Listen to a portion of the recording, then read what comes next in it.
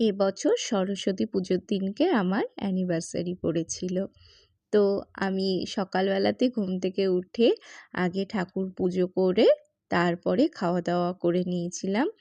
আর ত্রিয়াক্সা স্কুলে গেছিল শাড়ি পরে। এখানে তো সরস্বতী পুজো হয় না, কিন্তু বসন্ত পঞ্চমী পালন করা হয়। ভগবতী ভার।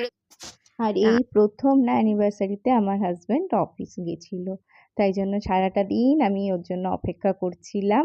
আর সন্ধ্যাবেলাতে একটুখানি রেডি হয়ে নিয়েছিলাম। এই নতুন গয়নাগুলো এবছর আমার অ্যানিভার্সারিতে, আর এই শাড়িটাও। এটা হলো পিওর গাদোয়াল সিল্ক। আর এই দুটোই আমার হাজব্যান্ড আমাকে গিফট করেছে, এই তিনটাই হাজব্যান্ড গিফট করেছে আমাকে। আর এখন এই যে এইটা পরিয়ে দিচ্ছে।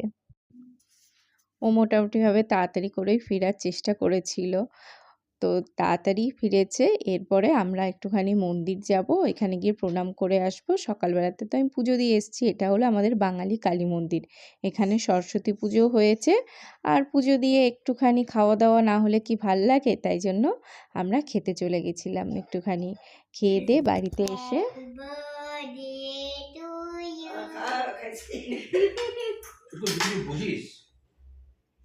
দে আগে মাকে দে, বাবাকে দে, না বাবাকে দাও।